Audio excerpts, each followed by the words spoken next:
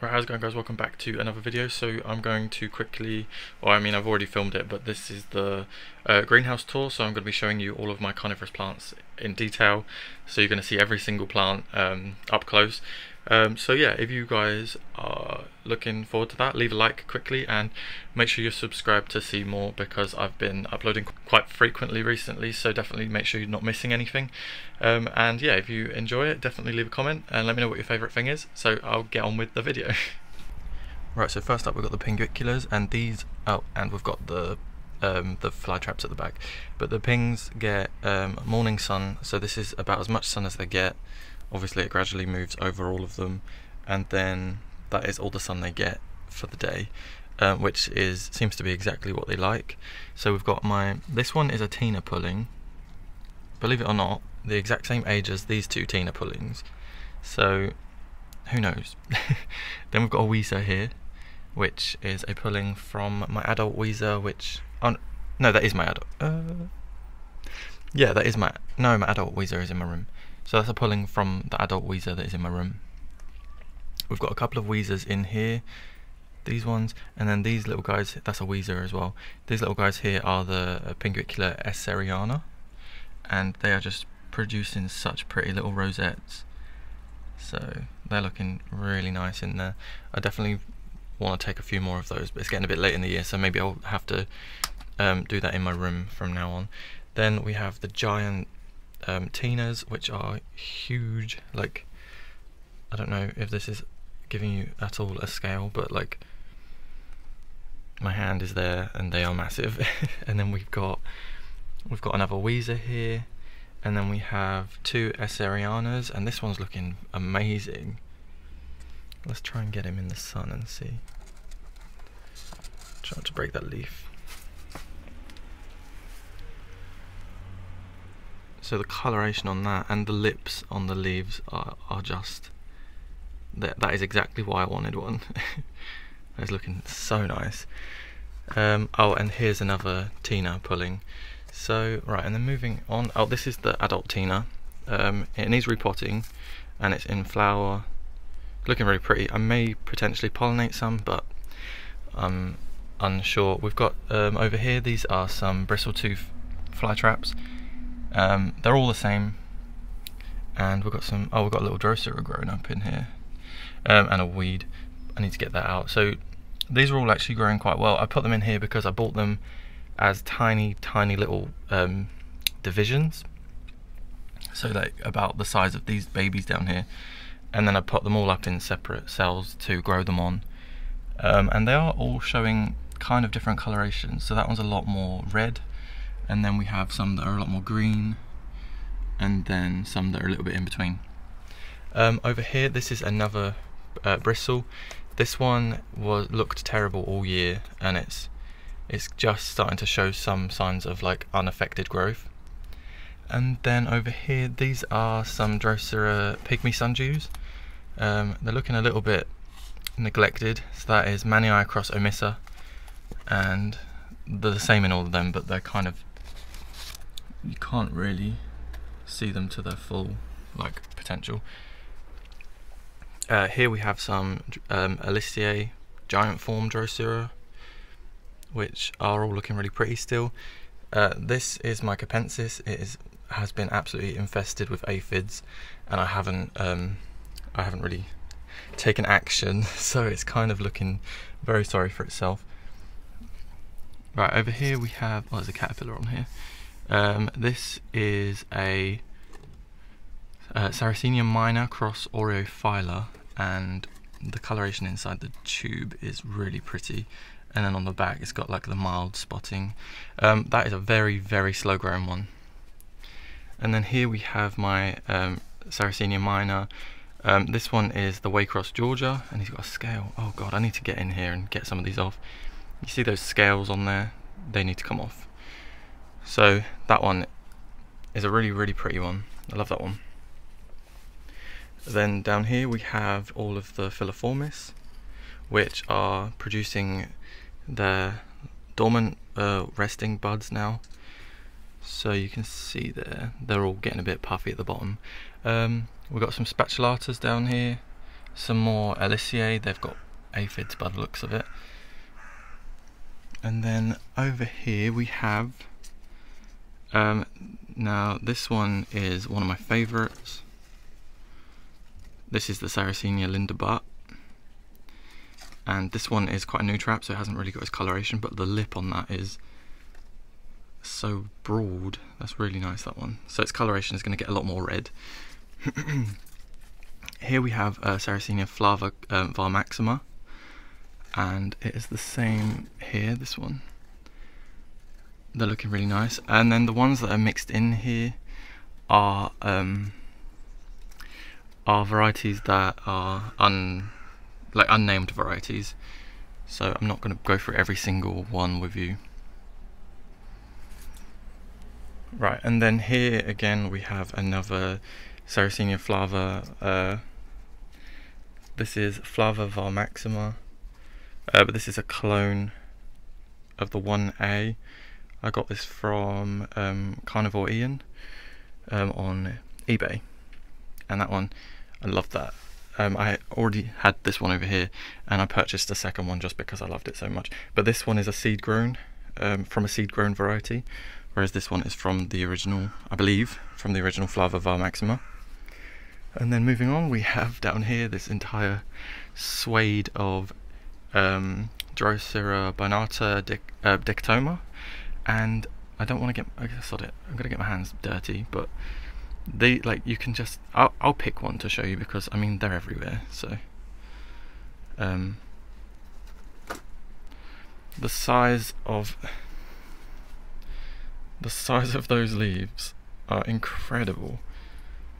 I hope that comes up alright on camera, but yeah, they're just huge, and they're really good at catching stuff. If you have problems with bugs, get one of these because it will absolutely deal with the problem. They especially catch crane flies a lot. They just get tangled in these and they just cannot escape, but they just look like antlers, and they're lovely. I love that. So let's just chuck that down there. Right, so yeah, we've got eight pots of that down there, and then another 1, 2, 3, 4, 5, 6, another 7 pots of it there, so quite a lot. So this is the Bog Planter I made up. So we've got some of the Aloe giant form, and then here we have just a typical Venus flytrap with a lot of Aloe around it, or are they spatulata? Potentially spatulata. The bench unfortunately did break. Something too heavy must have sat on there whilst I weren't in here. And then we've got a Sarracenia purpurea. I don't know if this lighting is, it looks very dark on my screen. That purpurea, he looked like he was suffering for a bit, and then he just shot out this new trap, so he looks like he's recovering quite nicely. And then in here we have the warii. Yeah, so this is Sarracenia rubra warii, and they're just really simple small traps. Let me show you one closer, but I just love the shape of the front there. I just love that shape, I don't know why. And yeah, so that's doing really well. Then here we have one of my new acquisitions. This is the Senior Eva, and this was a gift from my friend for looking after her plants whilst she was on holiday, and I love it so much. Like, if I can try and get it out to show you a better image of it. So if you look at the back of the hoods, like to me they just remind me of like elves. I don't know why, but it just does. And there's something just quite magical about these ones. So pretty, and these are super hardy varieties, so they do really well in outdoor planted bogs. So I'm thinking that may be my plan. Right, so here we have the Sarracenia Welsh dragon. He's kind of starting to look a bit ready to go to sleep, I'll say, when he's getting tangled. You see, the coloration didn't develop very much this year, but he does have a brand new trap coming up, so there's still time. And another one as well. He's got 2 new traps coming up, so there's still time. Oh, I didn't mention, I didn't even show this. Okay, so this is my Cephalotus follicularis. It's doing good. I mean, I've kind of not paid it too much attention this year. We have a little Drosera Rosanna, we have a little seed grown, we've got seed grown for fly traps in here, There's more Rosanna down there. Yeah, and then this, I mean, I'll quickly turn this around. So this Aliceae here, this is Aliceae giant form, and this was actually the first, oh, you can't even see it. This one was the first one that I grew from seed. So I bought an entire packet of Aliceae giant form seeds, and literally one germinated, and that is the guy. So he lives on, and he's doing okay. He's not doing as good as these ones. These are actually sowed after, like a long while after, and they're doing a lot better. So I'm thinking he probably just needs to be replanted into a better situation, but he's okay at the moment. And then here we've got some, these are seed grown from my friend, and they're looking a bit rough at the moment, but I did accidentally let them dry out. But this is a common problem with me. This is a Sarracenia Morii cross, Leucophila cross Morii, of some description, and yeah, he's starting to show a bit of colour, very little amount, but you can see he's getting the Leucophila lid where it's got the like crinkles around the edge, so that's nice. Down here we've got some Scorpioides, pygmy sundews. This here is a Phalanx, but it's a very young one. This was grown by a stem propagation, and he's doing really well, and it's getting its coloration on his teeth, and it just looks beautiful. I love that one. And then this one is a seed grown. This was a fine tooth cross red, but it's come up very green. Growing from seed, they do come up with different traits to the parents. They don't always come up the same. No traits are necessarily definite. And then in here we have through this tangle of, so this is Sarracenia Jufatip sopa, and you can see it had a lot of damage. It wasn't insect damage, it just never really grew very well, and now towards the later end of the year it's finally starting to show some really nice traps. And then through that we have the B52, which I'll try to show you. Like, the traps are getting massive on this guy, and he has divided himself into 2 plants in there. So I'll be dividing that in the winter. This one here is just a typical fly trap. This was in a terrarium, but I rescued it because he was doing terribly, and now he's finally growing and looking really healthy.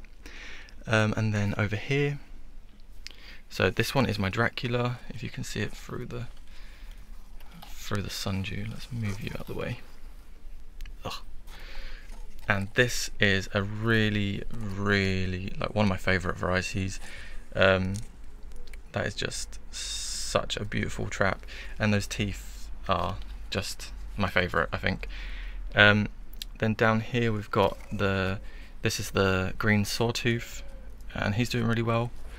And then here we have the UK2s. We've got 2 of those, but they are looking like they need a little bit of maintenance, but I'm just going to wait until they go dormant, and then I'm going to like divide them, pot them up and that sort of thing, give them the maintenance they need. And then here we've got another Warii. This is the Chatham giant Warii, which is looking lovely. We've got 2 pots of that, and we have some random Binatus coming up in the pots, so it's always good to get like the little hitchhikers in there, because I'll pop those up individually when the winter comes. We've got some more Scorpioides down here, just a few pots of them, and they're all looking really pretty. And then this is the Shark's Tooth Venus flytrap, which hasn't put on too much growth, but he's looking nice. Sorry if you can hear the buses in the background. Then we've got some Drosera Rosanna down there, which are looking, they're just definitely one of my favourite Droseras of like all time. I've got loads of them here, and if you just look at the coloration on those,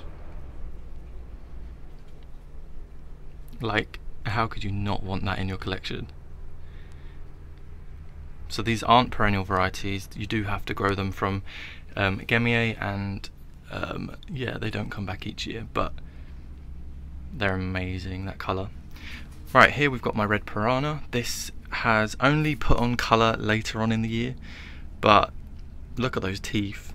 I'm a sucker for saw teeth, and he's got so many Capensis coming up in there, so yeah, a little bit of weeding and division needs to be done. And then this is my Drosera aloe. This is a tropical species of Drosera, which means it is not hardy, so it's not going to be out here in the winter. This is the one that I propagated lots on in one of my previous videos. Okay, if we look through this gap, so that trap there is a UK2 trap, this one.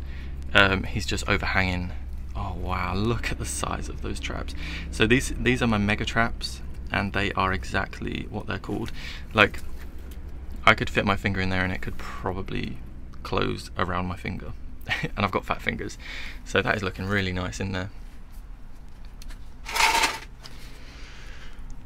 Right, moving on, we have my colloquial. This one I haven't labelled yet, but he's like, I've only got two that look like that, and I just remember. So colloquial, that is a very sought after variety because of how good they are to cross. And you can see those teeth, they're like no other, they're just amazing. Definitely one of my favourites, but I'll explain why it's not my favourite in a minute. Or I'll do that right now actually. So basically my favourite is this one, it's the Green Wizard. And it looks so similar, but it's just a little bit more rounded, a little bit more perfected, I'd say. If we can focus on that.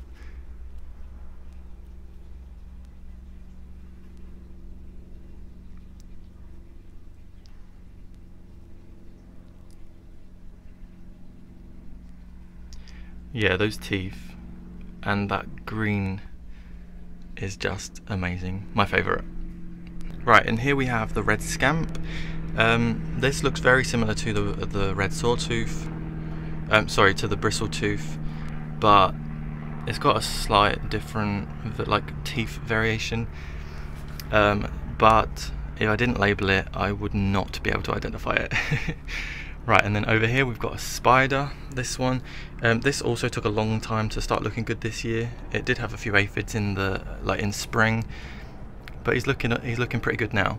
And then in the back we've got some more bristle tooths there and there, both looking a little bit messy, but they both went to seed this year, so that's why they're looking messy.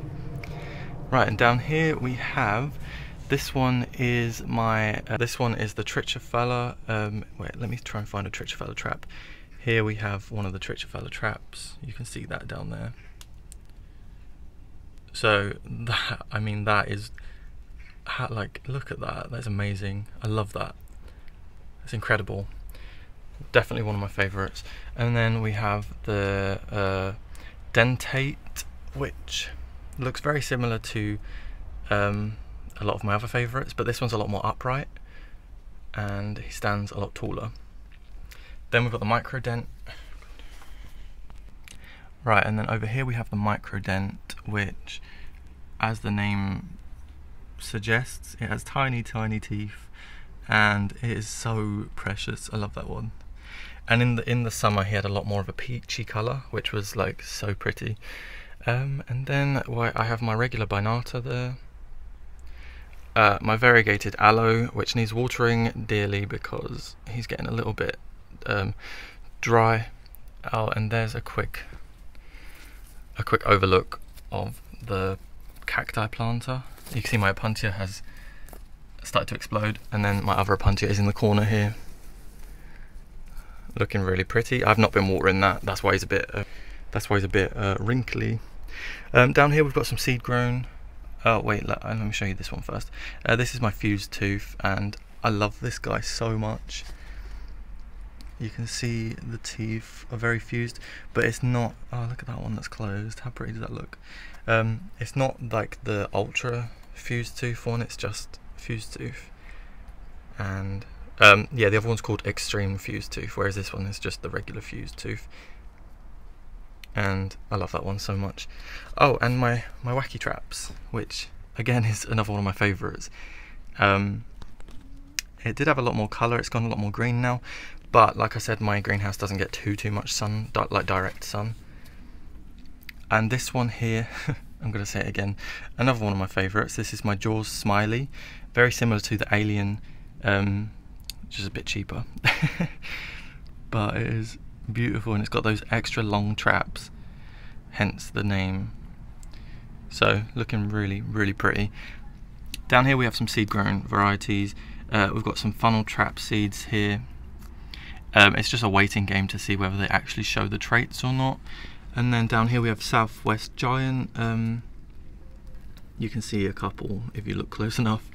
We have one finally germinated in here.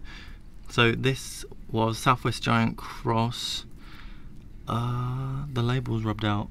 Southwest Giant cross something. And then here, I don't know if any of these ones came up. If you spot one, let me know. And that was Great White Shark, open pollinated. They've been in there since April, so a very long time. Very, very slow growing from seed. And then down here, if I try not to break anything, here I have another treacher fella. These guys need they just need a bit of pruning, a little bit of cutting back, and yeah, I mean that doesn't look very nice. Yeah, they just start to look a bit tatty towards the end of the year. And then this one is the Ake Ryu, also known as the Red Dragon. And like, how disgusting is this? Look, I don't really want to touch it, but like the legs hanging out of that trap. Yuck. But yeah, that's a really pretty variety.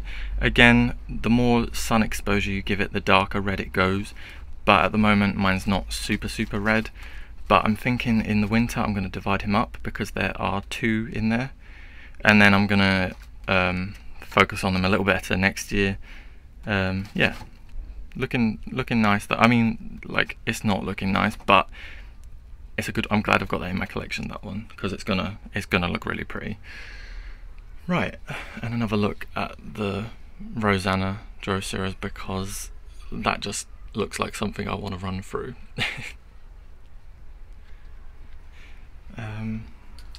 Yeah, so I think that was everything. We've got just a couple of Sarracenias here. So the Sarracenia Elizabeth, obviously getting ready to go into dormancy, but the bottoms are very, very healthy, and we've got 2 growth points on this end, and then there's 1 growth point on this end, but this looks like it could be potentially trying to divide itself again. And then here we have the Laughing Wizard, which I had to cut off the best trap because it just died.